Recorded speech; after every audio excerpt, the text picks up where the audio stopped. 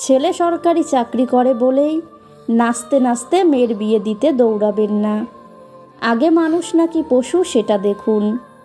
মানুষের মতো দেখতে হলে মানুষ হয় না। ভাবছেন যে মেয়ের ভবিষ্যৎ? আরে মশাই, যার বাড়িতে গেলে মেয়ের বর্তমানে ঠিক নেই, তার আবার ভবিষ্যৎ। গৌতম বুদ্ধ একটা কথা বলেছিলেন, মরতে সবাইকে হবে, কিন্তু মরতে কেউ চায় না। আজ পরিস্থিতি আরও জটিল। অন্ন সবারই চাই, কিন্তু কেউ চাষবাস করতে চায় না। জল সবারই চাই, কিন্তু কেউ জল বাঁচাতে চায় না। দুধ সবারই চাই, কিন্তু কেউ গরু পুষতে চায় না। ছায়া সবারই চাই, কিন্তু কেউ গাছ লাগাতে ও বাঁচিয়ে রাখতে চায় না। ঘরে সবারই বউ চাই, কিন্তু কন্যা সন্তান চায় না। বয়স বাড়লে তুমি আরও বেশি শান্ত হয়ে যাবে। অযথা কারো ওপর রাগ করে নিজের পুরো দিনটা নষ্ট করবে না।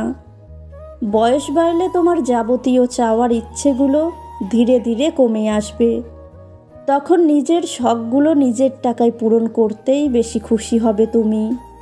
বাবা মায়ের কাছে হাত পাততে লজ্জা করবে। তোমার বয়স বাড়লে তুমি সাধারণ খেটে খাওয়া মানুষকে বেশি করে সম্মান করবে। বয়স বাড়লে তোমার বন্ধু কমে যাবে। ভিড় তোমার পছন্দ হবে না। যার সঙ্গ তোমায় ভালো মানুষ বানাবে, তুমি তাকেই তোমার জীবনে জায়গা দেবে। পেছনে সমালোচনা করা প্রতিটা মানুষকে তুমি জীবন থেকে বাদ দিয়ে দেবে। তোমার ক্ষতি চাইলেও তুমি মানুষকে ক্ষমা করে দেবে। মানুষ চিনুন সব সময়, সাবধান থাকুন।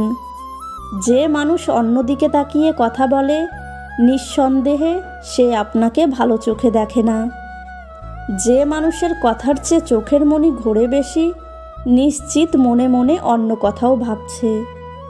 সবসময় যে আপনার প্রশংসা করে, মনে মনে সে আপনাকে হিংসাও করে। যে মানুষ সবসময় আপনাকে তেল মারে, বুঝে নেবেন আপনার থেকে কিছু হাতাতে চায়। যে মানুষ সবসময় ঘুরে ফিরে একই কথা বারবার বলে, বুঝে নেবেন সে কিছু জানার চেষ্টা করছে। নিজের সুখ্যাতি প্রশংসায় পঞ্চমুখ হয়ে কখনোই নিজেকে গলিয়ে ফেলবেন না। দরকার পড়লে বাজিয়ে নেবেন। চাণক্যের সামনে দুটো দাঁত উঁচু ছিল। জ্যোতিষী তার মাকে বলেছিল ওইটা নাকি রাজলক্ষণ। মা ঠাট্টা করে বললেন, চাণক্য, তুমি তো রাজা হবে। রাজা হলে একদিন এই গরিব মাকে ভুলে যাবে। এই কথা শোনা মাত্র চাণক্য কোনো কথা না বলে নোড়া দিয়ে দাঁত দুটো ভেঙে ফেললেন। দরদর করে রক্ত বেরোতে লাগলো। মা তো বেকুব। চাণক্য বলল, দাঁত থাকলে যদি রাজা হতে হয়, আর রাজা হলে যদি তোমাকে ভুলতে হয়, তাই তার মূল আমি মেরে দিলাম। আপনার সন্তানকে অভাব শেখান। আপনার প্রচুর সামর্থ্য থাকলেও আপনার সন্তানকে অভাব শেখান। আপনি বাবা, এটিএম মেশিন না। আপনি মা, ঘষা দেওয়া প্রদীপের দৈত্য না। যা চাইবে তাই হাজির করবেন। বাচ্চার সামনে যা চাইবে তাই যদি হাজির করেন, তাহলে আপনার বাচ্চা মানুষ হবার সম্ভাবনা খুবই কম। সন্তানকে জীবনের মানে বোঝানো মানে কম ভালোবাসা না, বরং তাকে বেশি ভালোবাসা। কারণ আপনি যখন থাকবেন না, দুনিয়ার কঠিন পথ তাকে একা চলতে হবে। আপনার সন্তানকে শেখান, চাইলেই সব কিছু পাওয়া যায় না। সব কিছু পাওয়ার দরকারও নাই। কষ্টের মাধ্যমে অর্জিত জিনিসের মূল্য বোঝান। তাকে বোঝান সব কিছু ছাড়াও জীবন চলে। অভাবকে ভালোবাসতে হয়, তাতে অজ্ঞাতসারে স্বভাবটাও ভালো হয়। দুজন দুজনকে খুব ভালোবাসে। একদিন মিথ্যে এক সন্দেহের কারণে তারা দুজন একজন আরেকজনের ওপর রাগ করে আছে, কিন্তু ভেতরে ভেতরে দুজনই দুজনের জন্য কষ্ট পাচ্ছে। দুজনেই একজন আরেকজনের সাথে কথা বলতে ইচ্ছে করছে। ছেলেটা ভাবছে ও আগে আমায় কল দিক, মেয়েটা ভাবছে ছেলেটা আগে ফোন দিক। এরকম করতে করতে এক সময় দুজনেই মনে কষ্ট নিয়ে ঘুমিয়ে পড়ল। জিতে গেল অভিমান, আর হেরে গেল ভালোবাসা। সব সন্দেহ কিন্তু আপন মানুষকে আগলে রাখাই নয়। কিছু সন্দেহ আছে যা শক্ত সম্পর্ককেও ফাটল ধরায়। একদিন হঠাৎ ৭৫ বছরের বৃদ্ধা মা আদালতে উপস্থিত হলেন তার একমাত্র ছেলের বিচার নিয়ে। বিচারক বৃদ্ধ মাকে জিজ্ঞাসা করল, বলুন আপনার অভিযোগ কী? কার বিরুদ্ধে অভিযোগ? আমাকে সব খুলে বলুন। বৃদ্ধা বলল, মহাশয়, আমার অভিযোগ হলো আমার একমাত্র ছেলের বিরুদ্ধে। বিচারক বলল, আপনি কোনো ভয় না পেয়ে আমাকে সব খুলে বলুন। আপনার ছেলে যত বড়ই মাস্তান হোক বা যত বড়ই নেতামন্ত্রী হোক না কেন, আমি তাকে তার যোগ্য শাস্তি দেব।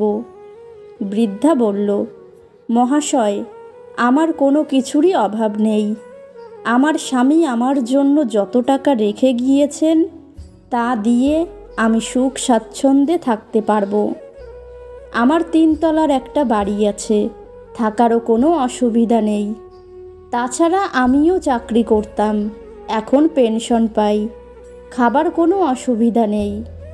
আমার কাজের লোক আছে, রান্নার লোক আছে, আমাকে কোনো কাজ করতে হয় না। বিচারক বলল, তাহলে আপনার সমস্যাটা কি? আপনি তো খুব ভালোই আছেন, আপনার তো কোনো কিছুরই অভাব নেই।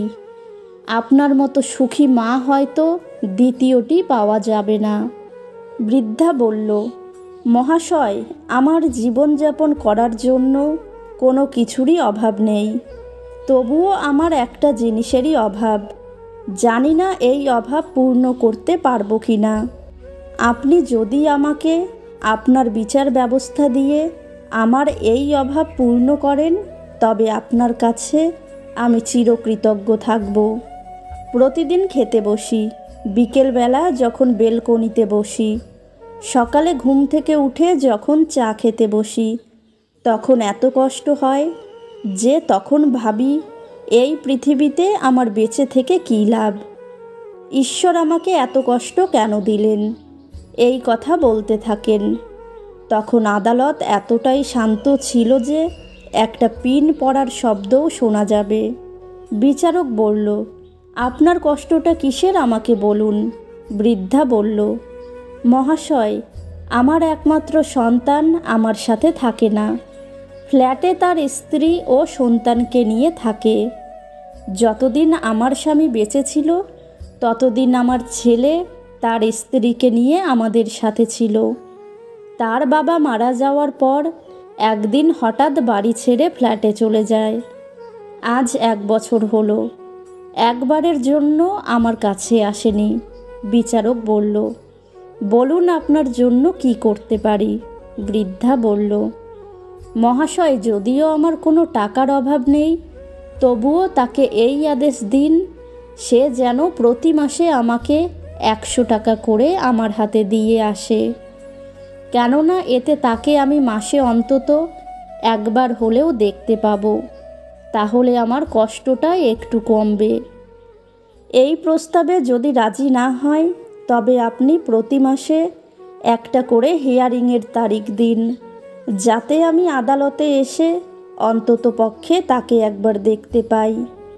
বিচারক বলল, আজ আপনি বাড়ি যান, আগামী 14 তারিখ আপনি আসবেন, আর ছেলেকেও ডেকে পাঠাবো। 14 তারিখে বিচারক ছেলেকে ডাকলেন এবং ছেলেকে বললেন, তোমাকে তোমার মায়ের সাথে থাকতে হবে। ছেলে বলল, মহাশয়, আমার বাড়ি থেকে আমার কাজের জায়গা অনেক দূর, আমার অফিসে যেতে অসুবিধা হবে। বিচারক বলল, তাহলে তুমি তোমার মাকে প্রতি মাসের 1 তারিখে 100 টাকা করে দিয়ে আসবে। ছেলে বলল, মহাশয়, এটাও সম্ভব নয়। আমি টাকা পাঠিয়ে দেব, কিন্তু আমি যেতে পারবো না। বিচারক বলল, তাহলে প্রতি মাসের 1 তারিখ 12টার সময় তোমাকে আদালতে হাজির থাকতে হবে। এই আদেশ শুনিয়ে বিচারক অর্ডার কপি তাকে দিয়ে দিলেন। এই গল্প থেকে আমরা যে শিক্ষা পাই, মায়ের মতো ভালোবাসা পৃথিবীতে আর কেউ দিতে পারবে না।